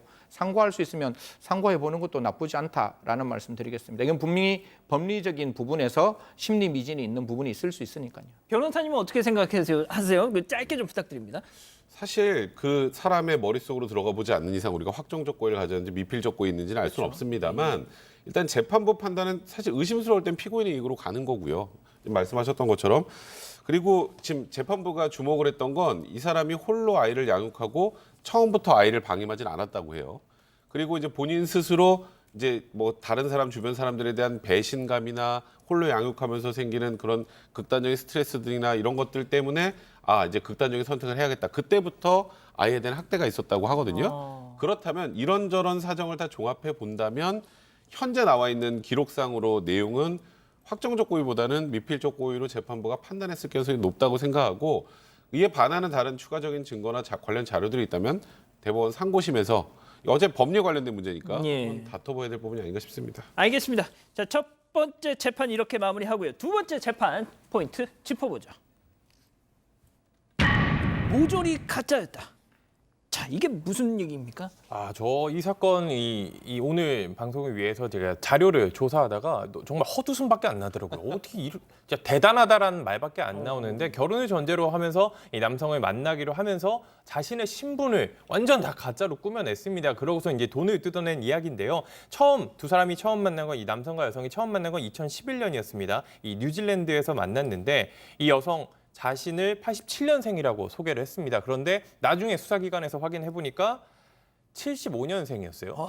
네, 12살을 속였어요. 그럼 동갑은 띠동갑이죠. 이 띠동갑, 토끼띠라고 속인 건데 이 아버지는 일본 금융권의 임원이다 얘기하고 어머니는 서울과 도쿄로 가면서 웨딩샵을 운영한다. 그리고 자신의 오빠는 국제 변호사다. 그리고 친척 대부분은 법조계에서 근무하고 심지어 나의 외할아버지는 일본 국회의원이었다. 이렇게 자신의 신분을 지금 나오고 표로 나오고 있는데 저렇게 철저하게 속였습니다. 와, 아니 근데 우리가 그동안 이 시간에 남자가 재력가의 자제다 해서 등을 친 경우는 있었지만 이건 완전히 반대네요. 정반대 사건인데 너무 치밀하게 속여서 이 정도면 진짜 안 속지 않고 어떻게 배겼을까 싶을 정도로 너무 치밀했습니다. 제가 조금 더 설명드리면요. 이 내용이 그러니까 일단 진지하게 결혼 전제로 만나게 된 이유가 있습니다. 처음에 나 임신했다 이렇게 여성이 밝혔어요. 그래서 임신한 줄 알고 결혼을 하기 위해 좀 깊이 있게 만나자 했는데 그 다음에 문제가 이제 유산했다고 밝힌 다음에 근데 거기까지는 그렇게 할 수 있습니다. 사기칠 수 있는데 보통 가족을 소개해주고 주변 사람을 소개해주면 안심하잖아요. 상견례도 하고 그러면 실제로 가족을 만나게 해줬어요. 내 어머니다 그리고 내 가족들이다 이러면서 불러서 같이 집에 초대해서 식사도 하고 약혼식도 가졌습니다. 그런데 알고 보니까 전부 거짓말이었어요. 나이도 속였다고 했잖아요. 띠동갑 나이로 75년생이었다고요. 알고 보니까 어머니로 부른 사람이 어머니가 아니었는데 이 범행을 저지른 여성보다 고작 6살 많았습니다. 69년생. 예, 그러니까 6살 많은 사람을 자신의 어머니라고 하면서 소개하고 다른 사람들도 불러들여서 약혼식도 하고 했지만 전부 가짜였습니다. 실제로는 가족도 아니고 전혀 다른 사람들이었어요. 지금 우리 가족 여러분들도 말씀을 하고 계시는데 나이를 12살 어리게 속이고 또 자기보다 6살 언니를 엄마라고 속일 정도면 이 사람 진짜 초극강 동안이었나 보다 이렇게 말씀을 하고 계시는데 뭐가 됐든 자 실제 여기서 또 이 사기하는 과정에서 자기 진짜 연인의 지인까지 땡겼다고요. 네, 이 캐나다에서 함께 살고 있던 외국인이 연인이 있었습니다. 그 사람의 지인인 한국 남성을 자신의 재산을 관리해주는 어떤 돈을 좀 만지는 이런 사람이라고 소개했습니다. 그래서 그 사람에게 돈을 주면은 이거를 돈을 벌려서 되돌려주겠다 이런 식으로 이야기를 했는데 사실 자신 연인의 아는 사람이긴 했고 실제로 이 같은 회사에서 잠시 일하기는 했지만 전혀 그런 일을 하는 사람은 아니었습니다. 돈을 불려주든가 그런 금융 쪽 관련된 일을 하는 사람이 아니었기 때문에 그 돈을 관리해준다고 받아서 다시 자신에게 송금을 받았습니다. 결국에는 이 지인 한번 거쳐서 돈을 뜯어낸 거죠. 그리고 이런 사람 계속 예단비, 결혼을 한다고 전제로 해서 했기 때문에 예단비도 한 5천만 원 정도 따로 뜯어냈습니다. 그리고 결국 이런 식으로 범행을 저지르면서도 자신의 연인과는 계속 긴밀한 관계를 유지하고 있고 심지어 그 자신이 원래 만나고 있던 또 다른 남성이 있잖아요. 그 남성과는 결혼을 준비하고 있다라고 말을 하기도 했습니다. 그러니까 실제로는 다른 남성과 결혼을 준비하면서 피해자에게는 결혼을 빌미로 돈도 뜯어내고 부모도 가짜로 섭외해서 만들고 심지어 부모의 집이라고 했는데 거기도 빌린 곳이고 이런 식으로 참 정말 치밀하게 범죄를 준비하고 또 실행했습니다. 자, 승희 의원님이 지금 카메라에는 안 잡혀서 지금 가족 여러분 못 보셨겠지만 계속 저 구석에서 혼자 헛웃음을 짓고 계셨는데 승희 의원님 이게 약간 좀 뭐라고 해야 될까요? 좀 약간 좀 독특하긴 하네요, 이 사건이. 아마 제가 전체적인 사건을 잘 보지는 못했지만 첫 번째 이렇게 해서 임신했다라고 이야기를 하고 그다음에 유산했다. 그 사이에 이 남자는 굉장히 큰 연민이 생겼을 거예요. 왜냐하면 내가 좋아했는 사람이고 그 사람을 통해서 분명히 아이가 있었는데 분명히 스트레스를 받고 뭔가 그런 일 때문에 내가 유산을 했다고 말하면 사랑의 가장 큰 적은 연민이거든요. 그때부터는 진짜 눈에 보이지 않습니다. 무조건 해줘야만 하고 그 사람을 위해서 내가 할 수 있는 모든 거를 줄 수밖에 없는 저 사람은 내가 잘못해서 나의 아이를 유산했는 그런 어떤 연민이 나오지 않았을까라는 생각 때문에 우리가 봤을 때 제가 계속 헛웃음을 쳤는 게 이걸 누가 속겠느냐. 이게 12살 어리고 도대체 진짜 천지분간 안 되는 다른 이야기들을 어떻게 속았을까라고 생각하는데 아마 이 사람의 입장에서는 그게 가장 큰 자기 속에서의 연민이지 않았을까. 그래서 모든 사랑을 긍정적으로 판단하지 않았을까라는 생각을 조심스럽게 해봅니다. 자, 홍 기자, 이 여성이 나중에 이제 고소를 당하고 나서 자기까지 또 맞고소를 했대요. 그런데 아무튼 그렇게 해서 1심 재판 완전 이전 투구판이 됐어요. 1심 어떤 판단이 나왔습니까? 실형 선고됐습니다. 전부 죄가 있다고 봤어요. 물론 부인했습니다. 나는 그런 적 없다. 피해액 일부는 갚았고, 그러니까 피해액이라고 피해자가 주장한 돈 일부는 갚았고, 그리고 나는 책임이 없다, 그리고 혐의가 없다, 이렇게 억울하다고 주장을 했지만 받아들여지지 않았습니다. 왜냐하면 사실 과거 전력이 있었어요. 사기 전력이 좀 있었고요. 5번이나 전에 사기 전력이 있었는데 아이고야. 또 범행을 저지른 것으로 드러났습니다. 그래서 이런 점들이 참작이 됐고, 그리고 맞고 소송까지 벌어졌다고 예, 말씀드렸잖아요. 이것이 그러니까 허위로 피해자가 나를 무고했다 이런 취지로 고소장까지 냈거든요. 그렇기 때문에 이건 죄질이 아주 나쁘다고 봤습니다. 수사기관의 수사에 혼선을 초래했다. 이렇게 봐서 징역 3년의 실형이 선고됐습니다. 자, 변호사님, 그런데 2심까지 또 갔네요. 네, 항소심에서 그런데 감형이 됐습니다. 왜요? 저는 이 3년도 좀 너무 약하다고 생각하거든요. 사람을 이런 정도까지 심하게 속여서 편취를 하고 무고로 맞고소까지 했다면. 근데 일단은 재판부의 얘기는 그 전에 뭐 사기 전과가 있었다고 하더라도 예. 한 5억 정도는 그래도 변제를 했다고 해요. 그러니까 지금 총 피해액은 9억인데 그리고 또 피고인이 어린 자녀를 양육하고 있다는 점까지 감안을 했다라고는 하는데요. 피해액이 총 9억입니다. 지금 4억은 못 돌려받았어요. 그렇죠. 4억 완전하게 피해가 회복된 것도 아니고 그렇죠. 완전히 합의된 것도 아닙니다. 그러겠죠. 그런데 이걸 집행유예로 풀어준다. 이게 과연 상식에 맞는 판결인지 저는 개인적으로 좀 의심이 듭니다. 이 판결은. 심 의원님도 지금 백 변호사님 생각에 동의하십니까? 예, 동의. 그 부분은 동의하는데 이게 1심이 너무 낮아서 그래요. 1심이 이게 3년이 냈잖아요. 예, 예. 3년이 나왔는데 3년이면 집행유예 선고 가능한 형인데 무고라는 게 그 판결하기 전까지 자백하면 되는데 사실 이 사람이 내가 무고했다는 걸 이 재판 과정에서 자백을 했어요. 그러니까 이 부분이 감형이 빵 될 수밖에 없잖아요. 3년 나왔는 거 2심에서 자백했으니까 감형하겠다. 그러면 그게 집행유예형보다 훨씬 더 낮아지는 뭐 1년 6개월 정도 나오게 되니까 그 부분에 대해 집행유예가 나오지 않았느냐고 생각하는데 1심 좀 형 낮아도 너무 낮지 않았느냐 그런 생각 지울 수 없습니다. 자, 우리 가족 여러분들도 아니 무슨 또 이런 집행유예가 말이 되냐 지금 막 지금 다들 지금 이해를 못 하고 계시네요. 알겠습니다. 오늘 법 이렇게 마무리하죠. 사건 엑스파일 이어갑니다.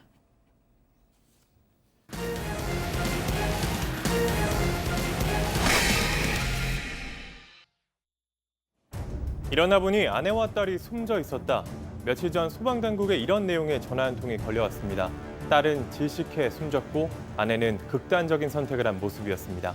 이 남성은 딸을 살해한 혐의 등으로 어젯밤 구속됐습니다. 경찰은 경제적인 이유로 아내와 함께 딸을 살해한 것으로 보고 수사를 이어가고 있습니다.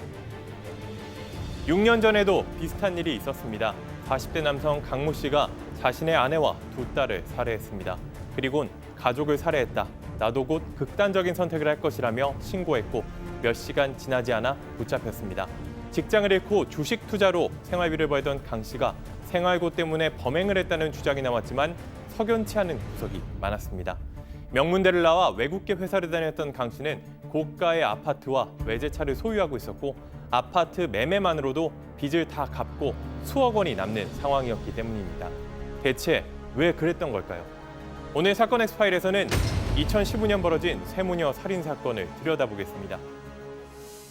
자, 이번 시간에는 또 이제 자녀 살해 사건에 대해서 좀 알아봐야 될 것 같은데, 전남 나주의 한 아파트에서 2명이 숨진 채 발견됐는데 자신의 아내와 딸이 집에 숨져 있다는 신고를 한 이 40대 남성이 살인 등의 혐의로 구속이 됐습니다. 남성은 자고 일어나 봤더니 숨져 있었다라고 신고를 했다는 건데 결국 이거 나는 모르는 일이다 이 얘기하고 싶었던 거 아닌가요? 네, 처음 진술은 그랬다고 하는데요. 그리고 이후에 조금 바뀌었다고 합니다. 처음에는 이제 전날밤 술에 취해 잠들었다가 일어나 보니 두 사람이 숨져 있었다 이렇게 말을 했다가 그 이후에 이 경제적인 어려움 때문에 전에도 좀 이 부부가 극단적인 선택을 하려다가 실패했던 이런 경험이 있었는데 다시 시도하는 과정에서 부인이 자신이 아닌 부인이 딸을 숨지게 했다. 이렇게 진술을 바꿨습니다. 이 발견 당시 아내는 극단적인 선택으로 보이는 상태로 발견이 됐고요. 그리고 딸은 침대에 누워있는 채로 발견이 됐습니다. 별다른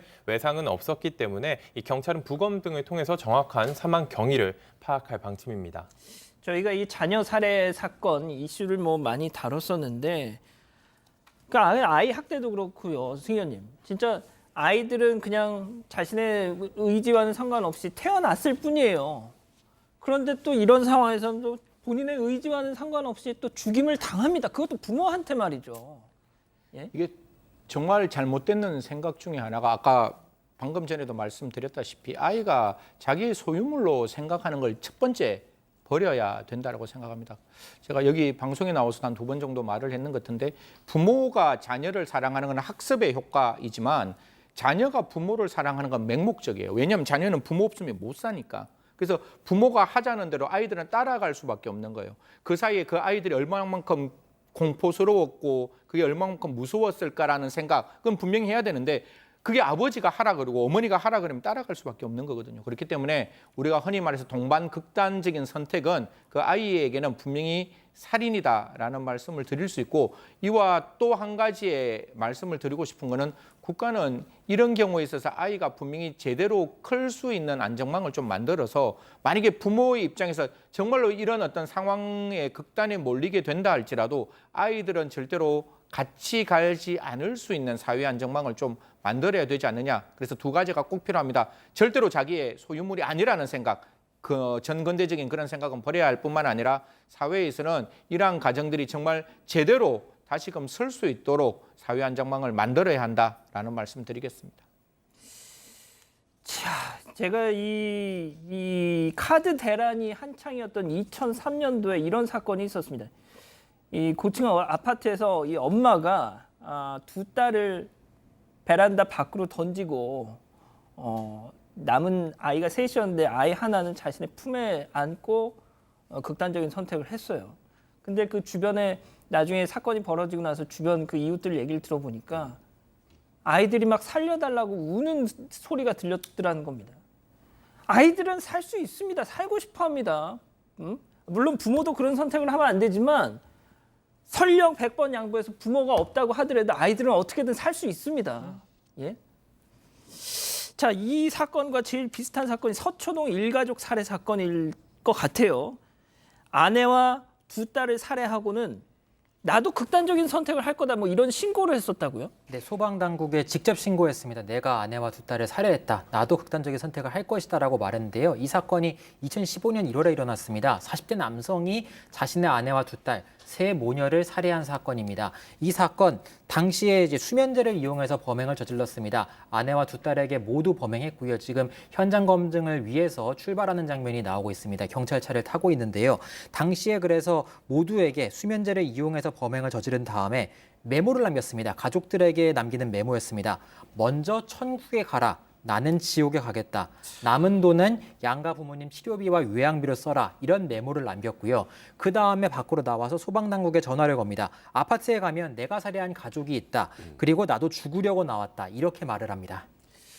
자, 이게 변호사님, 자기는 살아남았어요. 그리고 심지어 이 사람은 도망도 갔어요. 그러니까 본인은 극단적인 선택을 하려고 했던 것 같긴 해요.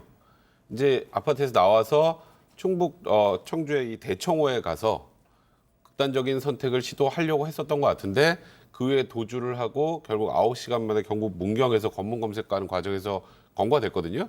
나중에 이제 그 검거하고 보니까 옷이 좀 물에 젖어 있었습니다. 그러니까 물에 들어가서 극단적인 선택을 하려고 그랬는데 아마 그냥 나왔던 것 같아요. 예. 그리고 또 손목에도 극단적인 선택을 한 그런 자국들이 있는데 본인은 결국 그러지도 못하면서 뭐 꼭 그게 제가 이걸 미화 그런 게 아니라 그렇죠, 그러지 그렇죠. 못하면서 가족들을 그렇게 무참히 살해했다는 거 참 도저히 용서가 안 되는 사건입니다. 이 기자가 이걸 직접 취재를 했었죠, 그때. 제가 이제 경찰서를 담당하던 시절인데 저 개인적으로 되게 충격적이었습니다. 이 사건이 벌어지고 나서 바로 이제 피해 범행 현장에 갔는데 이제 사람들이 이미 좀 많이 몰려 있었습니다. 그리고 경찰도 오고 그 당시 이제 현장이 정리되지 않은 상황이어서 이제 숨진 3사람이 이 밖으로 나오는 그런 상황에 제가 갔던 건데 이 주변 사람들은 다들 의아해했어요. 전혀 그럴 줄 낌새를 몰랐다는 거죠. 일단 동네에서도 뭐 되게 사이가 좋고 아이들도 뭐 공부도 잘하고 되게 예쁨 받는 그런 아이인 줄 알았는데 아버지가 그런 일을 저질렀다고 하니까 주변 이웃들도 전혀 믿을 수 없는 그런 반응이었습니다. 그래서 유족들 역시 피해자의 가족들 역시 2사람의 부부 불화는 없었다. 경제적으로도 상당히 좀 유복할 정도 아니지만 그래도 여유는 있었다라고 말을 한 게 이 지역이 상당히 부촌입니다. 부유한 지역으로 알려진 곳에 상당히 큰 아파트에 10억이 넘는 아파트에 살고 있었기 때문에 특히 이 범인을 저지른 이 나중에 재판에 넘겨서 피고인이 되는 이 강 씨 역시 소위 우리가 말하는 명문대를 졸업해서 상당히 괜찮은 외국계 회사를 다니다가 주변에 역시 대학 동기나 동료도 역시 소위 잘 나갔던 사람이다라고 말할 만큼 괜찮은 환경에서 자랐던 사람이었습니다. 2015년쯤에 10억 이상의 아파트라면 당연히 뭐 중산층 이상이라고밖에 볼 수 없을 텐데 아니 왜 그런데 이런 사람이 이런 짓을 한 거예요? 당시 이 남성이 억대 연봉자로 알려졌다고 합니다. 그러니까 네. 억대의 돈을 받을 수 있는 능력 있는 사람이었고 그런데요. 회사에서 그런데 어떤 이유로 나왔다고 합니다. 그리고 다른 병원에 재취업을 했지만 거기서도 오래지 않아서 그만두게 됐다고 해요. 그런데 이후부터 재취업이 어려워졌다고 합니다. 그래서 일단 계속해서 아파트를 일단 담보로 해서 대출을 받았습니다. 대출을 5억 원을 받았습니다. 그러니까 10억 원 이상의 비싼 아파트였기 때문에 그만큼 대출이 많이 나왔는데요. 생활비로 1억 원 정도 충당한 다음에 남은 돈으로 일단 무언가 투자를 했습니다. 주식 투자를 여러 개 한 것 같습니다. 그런데 많이 손실을 입었습니다. 반 이상 손실을 입었고요. 그 다음부터 문제가 좀 생겼습니다. 일단 고시원을 잡아서 계속 출근하는 척 했습니다. 가족들에겐 내가 일을 하러 나가는 것 같이 보여주었습니다. 그런데 이 부분 회사를 다닐 때의 생활 수준을 빚으로 유지한 것으로 보일 수 있는 정황이었고요. 그 다음 수사기관에서 범행 동기를 파악했는데 일단 빚으로 계속해서 쌓이기만 하고 갚을 길이 없으니까 혼자 세상을 떠나려고 했다가 가족을 살해하게 됐다. 이런 취지로 이제 말이 나오게 됐습니다. 그러니까 고통스럽게 사는 것보다 다 같이 죽는 것이 낫다. 이렇게 생각을 했다. 진술을 했다는 겁니다. 그래서 일단 범행 동기가 파악은 됐죠. 그런데 황당한 상황이 있었습니다. 아파트만 팔면 빚을 다 갚을 수 있었습니다. 그리고 돈이 몇억 원 이상 남았습니다. 그런데도 아파트를 팔지 않고 처음엔 대출을 받아서 투자를 하다가 그 다음에 좀 피해를 입으니까 투자 손실이 발생하니까 계속해서 몰리는 듯한 모습을 보이다가 해서는 안 되는 선택까지 저지르게 됐어요. 여기서 제가 추가로 말씀드리면 이 빚은 그 사람 입장에서는 크지 않은 빚이었습니다. 수사기관에서도 이런 말을 했어요. 부모님에게 부탁하면 부채가 해결되는 상황이었지만 앞으로 앞날이 보이지 않아서 범행을 저질렀다. 아파트만 팔아도 생활은 어느 정도 유지할 수 있었고 충분한 돈이 있었는데 지금 살고 있는 이 삶을 포기하기 싫은 게 범행의 동기가 됐습니다. 그리고 결국에는 이 주변 환경 이런 게 충분히 삶을 이어갈 수 있는 상황인데도 이런 선택을 했던 게 참 저로서는 이해가지 않은 상황이었습니다. 변호사님 그래서 법원이 어떤 판단을 내렸습니까? 사실 검찰은 사형 구형을 했어요. 지금 조금 전에 이도성 기자 말씀하셨던 것처럼 범행 동기가 좀 납득이 잘 안 되죠. 예. 이제 그렇기 때문에 검찰은 사형을 구형을 했는데 법원에서는 1심, 2심 모두 무기징역을 선고했습니다. 그 이유는 이 고령의 부친이 투병 중임에도 불구하고 이 아들을 위해서 이제 피해자, 그러니까 좀 어찌 보면 이제 그 반대쪽 집에 어떻게든 이제 보상을 하려고 노력을 해왔었고, 그리고 한때 가족이었던 이 피해자 유족들도 선처를 요구했기 때문에 그런 부분 때문에 감형이 된 건데요. 보통 이럴 때 이런 정도의 상황이라면 감형이 더 많이 돼요. 원래 무기징역보다. 그런데 재판부가 바라봐도 이건 도저히 납득이 안 가는 사건이라고 본 것 같고, 그래서 결국 1심, 2심 모두 무기징역을 선고했습니다. 알겠습니다. 정말 이런 뉴스, 이런 기사들은 앞으로 좀 안 봤으면 좋겠습니다. 자, 이 정도로 정리하고요. 사건 상황실 이어가죠.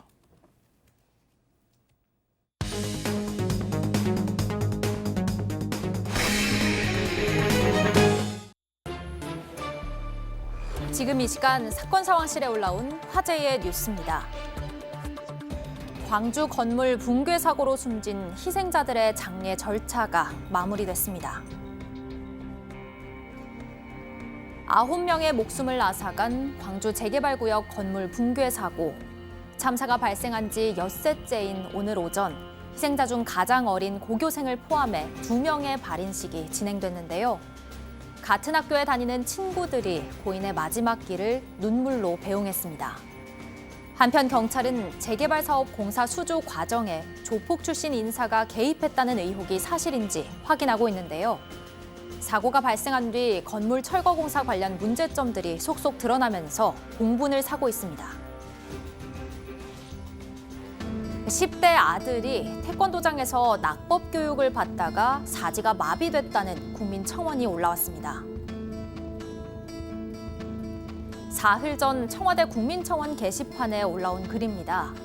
청원이는 아들이 지난해 태권도장에서 낙법 교육을 받던 중 일어난 사고로 사지가 마비된 채 1년 넘게 병상에서 생활하고 있다고 밝혔는데요. 처음에는 집에 찾아와 책임을 피하지 않겠다고 하던 관장이 얼마 지나지 않아 책임을 회피하려 했다고 주장했습니다. 이후 청원인이 관장을 처벌해달라고 요청했지만 사건은 혐의 없음으로 종결됐다고 하는데요. 현재 청원인은 관장에 대한 강력한 처벌과 함께 태권도장 내 CCTV 설치를 촉구하고 있습니다.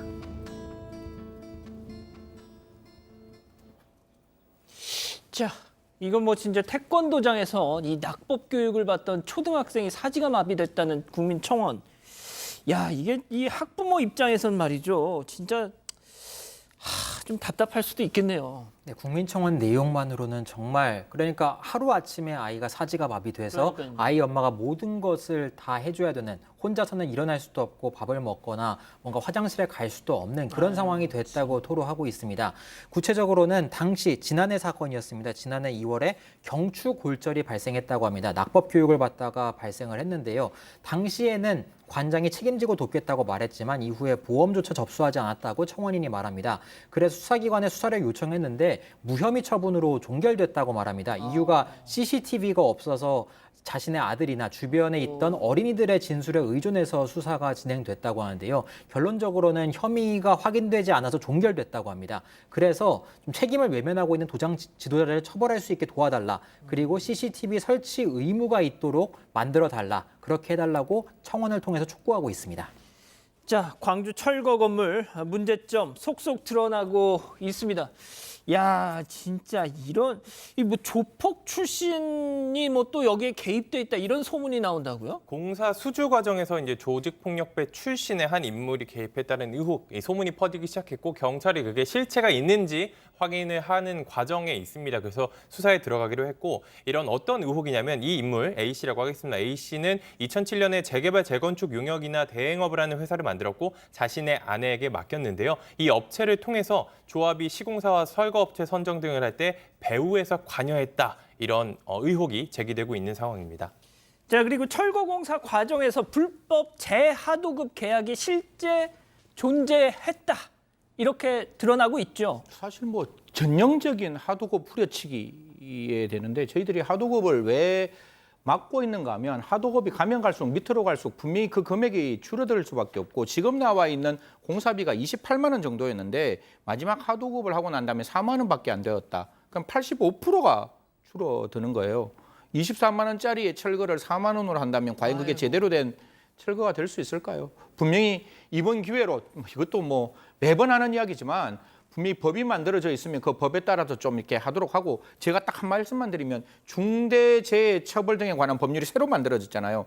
이거 중대재해에 들어가거든요. 한 명 이상 사망이기 때문에. 그러면 지금 관련된 모든 하청의 하청뿐만 아니라 원청도 책임질 수 있다는 부분이 있으니까요. 그 같이 있는 현대 쪽에서도 정말 제대로 이 사건 좀 들여다봐야 되고 경찰과 그다음에 수사당국도 모든 관련된 사람들을 새로운 법인 중대재해처벌법도 분명히 열어놓고 좀 판단해 주셨으면 하는 마음입니다. 알겠습니다. 김 아나운서 다음 소식 이어서 전해주시죠.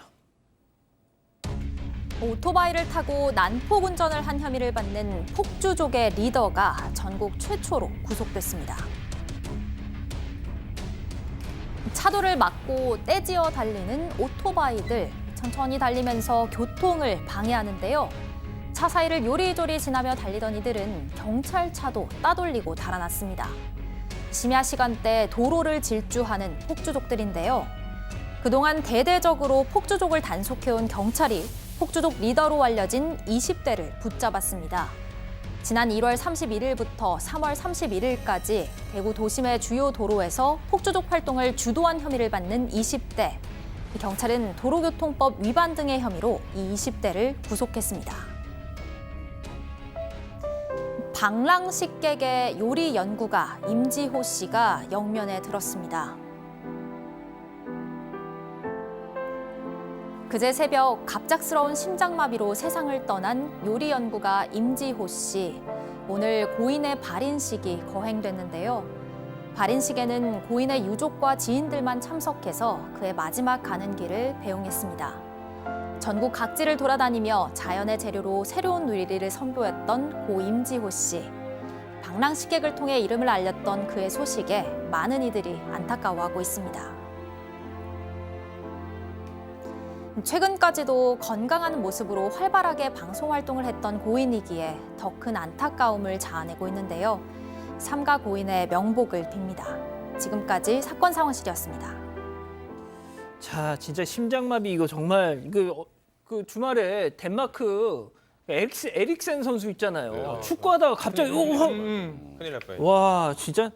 근데 이제 방랑식객으로 알려진 이 요리 연구가 임지호 씨도 정말 이렇게 갑작스럽게 말이죠. 그러니까요. 전부 아무도 예상하지 못했던 그런 안타까운 죽음이죠. 고 임지호 씨 같은 경우에는 친자연적인 소재를 사용해서 요리를 개발해서 이제 방송에서 이제 유명세를 탔는데 2014년에 잘 먹고 잘 사는 법 식사하셨어에 출연하면서 대중들에게 얼굴을 알렸습니다. 또 지난해에는 자전적 다큐멘터리 영화 밥정에도 출연을 했었고요. 또 안타까운 건 지난 4월에 종영했던 MBN 예능 더 먹고가 이제 스타들과 시청자들에게 요리와 함께 힐링을 선사했는데 올해 하반기에 시즌 2를 준비 중이었다고 합니다.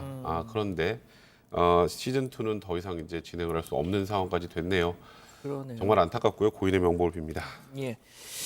자, 저도 요즘 출근하면서 이 스쿠터를 타고 다니지만 이 폭주족 이런 인간들 이게 단속해야 됩니다. 결국 리더를 구속했네요. 네, 폭주를 주도한, 그러니까 다른 운전자들까지 주동한 것으로 보이는 사람을 붙잡았습니다. 지금 영상이 나오고 있죠. 저렇게 단체로 움직이는데 저들이 함께 지그재그로 움직이도록, 또 번호판을 가리고 움직이도록. 헬멧 하나도 안 썼잖아요. 이제 헬멧도 안 쓰고 경적 마구 울리면서 무리지어서 다니잖아요. 도로에 어떻게 들어갈 수가 없게 방해하지 않습니까? 저렇게 다닌 주도자를 구속했는데요. 1월부터 구속한 이유가 2달 동안 심야했답니다. 대구 도심을 다니면서 저렇게 오토바이 운전을 마구 했다고 합니다. 그래서 일단 범행에 사용한 오토바이 6대가 압수됐고요. 관련자도 32명 정도 조사를 했다고 밝혔습니다.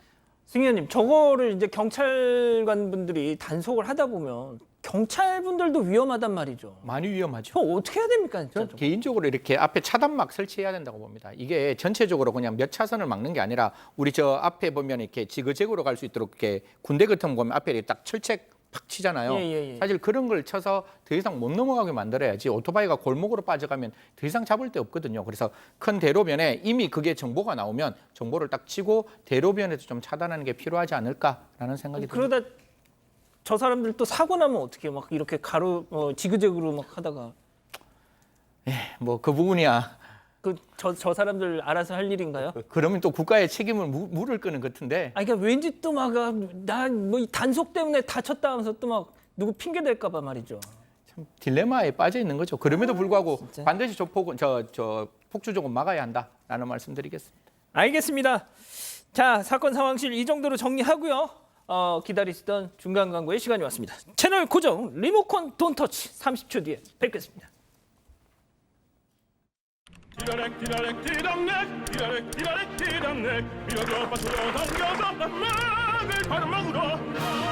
대한민국 5천만 목 밀어주고 받쳐줘서 나쁜 목을 바른 목으로, 바른 목엔 띠라렉 디당렉. 셀프 직수로 관리하니까 더 깨끗한 얼음. 직접 먹어보면 맛있다. Top Class Ice 쿠쿠 셀프 직수 얼음 청소기.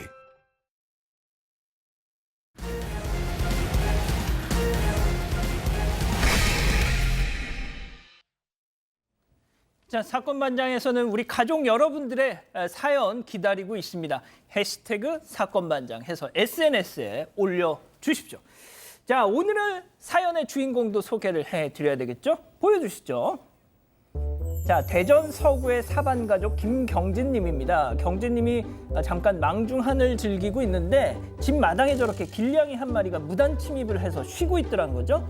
자, 경진 님이 키우는 요크셔 테리어, 이름이 땡인데 외부 묘의 침입도 모른 채 저렇게 멀뚱멀뚱 있다가 나중에서야 침입자의 존재를 알고서 저렇게 뒤쫓아갔지만 양이는 이미 뭐 담벼락을 넘고 있는 뒤였죠. 자, 이거 뭐 별거 아닐 수 있는 뭐 상황이지만 김경진님은 이 장면이 너무 재밌으셨다고 그래서 사진을 찍어서 저희에게 보내주셨습니다. 감사하고요.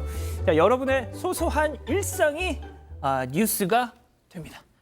뭐 제 복지 포인트는 조금 까이긴 하지만 말이죠. 얼마든지 적극적으로 보내주십시오. 자, 사건 사고 속 생생한 현장 소식 전해드리는 사건 현장. 오늘 첫 번째 현장 미국으로 가보시죠. 이게 어떤 상황이죠? 지금 모터보트 보이시죠? 지금 사람들을 태우고 있습니다. 보트가 멈춘 것처럼 보이는데 자세히 보면 저 밑이 어딘가에 매달려 있는 것 같죠? 그 낭떠러지 같습니다. 완전히 지금 댐 가장자리예요, 저기가. 그래서 조금만 더 내려가면 댐이요? 댐 밑으로 수직으로 추락할 수 있는 위험천만한 상황인데요. 아찔하게 걸려 있습니다.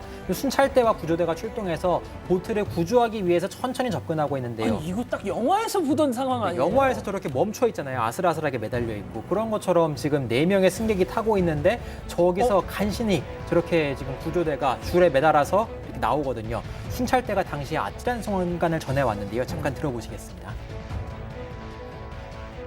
That was very close. I have not seen one that close teetering basically on the edge without actually going over. It was very nerve-wracking because approaching the boat, you have to make sure you don't wake it so it doesn't fall over the edge, but you still have to get there quick enough before it actually does fall over the edge. So it's a balancing act. 자, 어쩌다가 저기 간당간당 저렇게 걸린 거예요? 처음에는 물놀이를 했다고 합니다. 그 모터보트를 빌려서 물놀이를 했는데요. 문제는 방향 전환을 해야 된다는 경고판이 있었는데 그 경고판을 보지 못한 것 같습니다. 그냥 지나치고 갔어요. 그런데 뒤늦게 돌리려고 했지만 물살이 거세지잖아요. 그래서 미처 빠져나오지 못하고 가장자리까지 계속 흘러가게 됐습니다. 경찰에서 정말 운이 좋았다라고 말하는데요. 좀 더 들어보겠습니다. For the people that were inside both of those boats, this would have been very tragic had they gone over the dam. It's a very high dam, and you know there would have been probably severe injuries, if not loss of life, due to that. 댐의 높이가 11m에 달할 정도로 매우 높았다고 합니다. 정말 큰일 날 뻔했습니다. 그렇군요. 자, 다음 현장 영국으로 이어갑니다. 경찰차가 오고 있는 거 보니까 뭐 범인을 쫓고 있나 보죠? 아닙니다. 범죄 현장은 아니고요. 주차장입니다. 주차장으로 경찰차가 들어오는데 차가 멈추기 전에 문이 열렸습니다. 경찰관이 다급하게 내려요. 그리고 울타리 벽 구석으로 다가갑니다. 주위를 한번 두리번거렸는데요. 뭐 하는 건지 조금 더 보겠습니다. 지금 갑자기 내려서 바지를 내리는 듯한데요. 그 다음에 이제 지금 수아 선생님이 가리고 계신데요. 그 다음 상황이 뭔가 있습니다. 바로 위에 CCTV가 있는데 노상방뇨하는 장면입니다. 지금 그대로 CCTV의 모습이 잡혔어요. CCTV가 있는 걸 못 본 것 같습니다. 주변을 두리번거리다가요. 그 다음에 바지춤을 올리고 잔디에 손을 닦았습니다. 그리고 그 다음에는 주차장을 떠나는 모습이 CCTV에 고스란히 담겼습니다. 주차장 옆 자택에 거주하는 시민이 CCTV에 잡힌 영상을 유튜브 채널에 올리면서 알려지게 됐습니다. 그래서 경찰이 일단 이 문제 윤리부서에서 처리하고 있다고 밝혔어요. 노상방뇨 금지하는 법이 있다는데 없다는데. 좀 이해는 가는데 그렇죠. 뭐 생리현상인데. 예. 지금 그래서 그 공연음란죄로 기소되거나 이런 것들은 일단 드물다고 해요. 그런데 무질서행위면 어쨌든 우리나라 돈으로 한 7만 원에서 12만 원 사이의 벌금을 낼 수는 있는 사안이라고 합니다. 알겠습니다. 뭐 승현님 뭐 저러면 안 되죠. 예, 뭐 우리나라에도 경범죄 처벌법이 있고 경범죄 처벌법 12호 그 노상방뇨가 있거든요. 길에서 노상방뇨하면 안 된다라고 하니까 자동차 안에 컵을 하나 딱 준비하시면 어떨까라는 생각도 들고 있습니다. 예, 이상입니다. 컵이 없으면 조금씩 해서 이렇게 말리는 방법도 있다고 어떤 분이 그러시긴 하더라고요. 자, 다음 러시아로 가보시죠. 헬리콥터. 네, 사람들이 헬리콥터에 테이프를 저렇게 붙이고 있습니다. 녹색 저 박스 테이프 같은데 자세히 보면은 남성도 있죠. 헬멧 쓴 남성까지 저렇게 꽁꽁 같이 묶고 있습니다. 아니 왜 저기 매달려 있어요? 저기 헬리콥터 아래 부분에 저 남성을 테이프로 고정시키고 있는데 잠시 후 저렇게 헬기가 뜹니다. 몸을 고정한 남성과 함께 헬리콥터가 떠오르는데 남성은 뭐 기쁜 건지 무서운 건지 막 환호성을 지르는 모습도 보이는데요. 헬리콥터는 저 상태로 얼마 동안 일정 시간을 날았고 사고 없이 다행히 비행을 마쳤다라고 합니다. 좋아하고 있어요. 더 그게 충격이야 지금. 왜 그럴까요? 저 남자 700만 명 구독자를 보유한 러시아의 유튜버입니다. 700만 명, 상당히 많죠. 헬리콥터에 몸을 테이프로 고정하고 날면 어떻게 될지 실험을 해본 거예요. 저런 식으로 목숨 걸고 또 떨어지면 어쩌려고. 하지만 이 영상이 공개된 뒤에 헬리콥터 조종사가 안전 요건을 충족하지 않은 채 비행을 했다는 이유로 안전 규정 위반 논란이 일었고 결국 수사 당국이 조사에 들어갔습니다. 처벌을 받아야 되겠는데요. 근데 저 유튜버는 처벌을 안 받을 것으로 보인다고 합니다. 왜 그러냐면 러시아 연방수사위원회가 헬리콥터 조종사를 형사입건하면서 유튜버는 아니라 조종사만 형사처벌 받게 될 가능성이 높아졌다 이렇게 얘기가 되는데 유튜버가 직접 자신의 헬리콥터에 테이프를 붙여달라고는 했지만 그걸 허락한 건 그리고 단체로 하늘 위로 난 건 조종사이기 때문에 조종사는 처벌받을 거라고 보고요. 저 유튜버는 뒤늦게야 별도로 내가 숨겨진 안전장치가 있었다 이렇게 했는데도 비난은 끊이지 않고 있다라고 합니다. 진짜 한국이나 러시아나 하여튼 좀 비슷하네요, 진짜. 아이고 참. 자, 다음 미국으로 가보시죠. 이거 뭐죠? 네, 집 앞마당에 트레일러를 장착한 자동차가 한 대 서 있는데 누군가 저 트레일러를 들어올렸다 내리고 있는데 무슨 상황인지 한번 인터뷰 먼저 들어보겠습니다.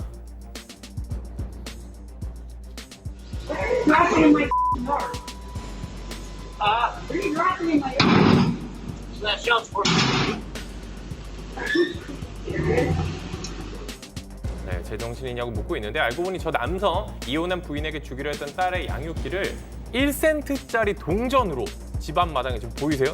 빨간 동안 동전을 동전을 그냥 쏟아 붓는 거예요. 너 가져라 이러면서. 그리고 내가 주는 마지막 양육비다 이렇게 얘기를 했는데 양육비가 825달러 우리 돈으로 한 90만 원이 조금 넘는 돈인데 저게 1센트짜리 동전이면은 8만 개잖아요. 8만 개. 8만 개를 저렇게 쏟아붓고 갔는데 전 남편이 왜 이런 짓을 했는지 정확한 이유는 뭐 알려지지 않았지만 뭐 그동안에 두 사람의 앙금 때문에 저런 식으로 했던 것 같습니다. 딸이 18살이 돼서 부모로서 법적 책임이 종료된다고 하는데 그래서 이제 마지막 양육비 내가 너에게 주는 마지막 양육비다라고 하면서 저런 식으로 행동을 했던 겁니다. 아니 보통 미국 하면은 이혼하고 나서도 아메리칸 스타일로 친구처럼 지낸다는데 다 거짓말. 케바케인가 보네요. 남녀 관계나 부부 관계라는 게 뭐 다 전 세계를 통틀어서 다 저렇게 당사자들이 있을 수 있지만 이 딸은 몇 년 동안 아버지와 대화를 나눠본 적이 없을 정도로 이 부녀지간에 이제 사이가 좋지 않았던 것 같은데요. 저 딸과 어머니는 동전을 모두 회수해서 기부하기로 결정했다고 합니다. 오, 그렇군요. 네, 딸의 이야기도 준비되어 있는데요. 인터뷰 들어보시겠습니다. It's not just her that he'd be trying to embarrass, it's also me, it's also my sister. And it's upsetting that he doesn't really consider that before he did this. Turning around and donating that money to moms and children in need, like, I feel like that just really turns the situation into like a positive one. Like, you can learn a lesson from it. 네, 누가 부모이고 누가 자녀인지 모를 정도로 정말 이해할 수 없는 아버지와 현명한 딸의 모습이었습니다. 알겠습니다. 자, 다음은 동물의 주인공인 미국으로 다시 가보시죠. 댕댕이가 수영을 하고 있습니다. 네, 골든 리트리버 한 마리가 수영을 하고 있습니다. 강을 헤엄치고 있는데요. 신나게 헤엄치고 있는 그 댕댕이의 뒷모습, 지금 등을 보시면 무언가 딱 달라붙어 있습니다. 등에서 지금 개 등에 계속 붙어 있는 저 모습들 살짝 미끄러져 갔다가도 다시 붙어 오르는 모습인데요. 미국 북동부에 주로 서식하는 동물입니다. 다람쥐과 동물인 마멋이 붙어 있습니다. 보통 평지나 바위가 많은 곳에 땅굴을 파고 그 안에 지냅니다. 그런데 때때로 수영을 하기도 한다지만 오늘따라서 레트리버의 등에 올라탄 모습이 그대로 나오고 있습니다. 근데 지금 마멋이라는 게 올라탔는데도 그냥 계속 수영을 하네요. 네, 2살 난 수컷이라고 합니다. 저 강아지는요. 그래서 이름은 윌리입니다. 그런데 원리인가요? 그 물놀이를 좋아해서 혼자 수영을 즐겼다고 해요. 네. 그런데 등 위에 올라탄 그 마멋이 예상치 못한 손님이잖아요. 그런데 지금 보면은 뭐 아랑곳하지 않고 계속해서 수상 택시가 되어서 좀 같이 가고 있습니다. 그러니까 등 위에서 내려갈 생각을 하지 않다가 육지에서 내리잖아요. 그러면 저렇게 강아지를 이렇게 보면서 좀 같이 이렇게 뭔가 같이 있는 모습. 그러니까 서로 해치지는 않아요. 그 인사를 하는 것 같지는 정확히 모르겠지만 하여튼 같이 이렇게 나온 다음에 풀숲으로 사라지는 모습까지 기자님 별로 할 말 없죠. 억지로 지금 분량을 채우려고 하는 느낌이. 알겠습니다. 자, 역시 미국으로 다시 이어가 보죠. 네, 누군가 차를 타는 모습인데요. 조금 더 보겠습니다. 차를 타고 한참 도로를 달리는데요. 그대로 영상을 찍었습니다. 무언가를 발견할 때까지 달리는 것 같습니다. 그런데 뭔가 시선이 집중되고 있죠. 자세히 보면 저기 강아지 한 마리가 있습니다. 저 강아지를 열심히 찍으면서 차가 쭉 다가가는데요. 알고 보니까 영상을 촬영한 이 남성의 반려견이라고 합니다. 버스터라는 이름을 가진 강아지라고 해요. 그런데 갑자기 사라져서 위치 추적을 해서 위치 추적기가 강아지한테 붙어 있습니다. 그래서 도망친 곳까지 쫓아왔습니다. 그럼 도망가려다가 지금 딱 걸린 거예요, 지금? 네, 딱 걸렸습니다. 가출하다가 걸렸는데요. 차를 세우니까 화들짝 놀라는 모습이 보이죠. 주인의 잔소리 잠깐 들어보고 가시겠습니다. Buster, you're being a bad boy. Get in the car right now. In the car. You got busted, Buster. 표정 보셨나요? 이거 딱 걸렸습니다. 네. 이런 소리까지 들리고. 네, 잘 알아듣습니다. 주인이 타라고 하니까 바로 조수석에 올라타서 꼬리도 늘어뜨리고 반성하는 듯한 모습을 보이고 있습니다. 아유, 참 사람하고 똑같아요, 진짜 하는 거 보면. 알겠습니다. 자, 오늘 준비한 소식은 여기까지입니다. 사랑하는 사반가족 여러분, 저희는 내일도 별이 3개 오후 3시에 옵니다. 자나깨나 코로나 조심, 안녕히 계십시오.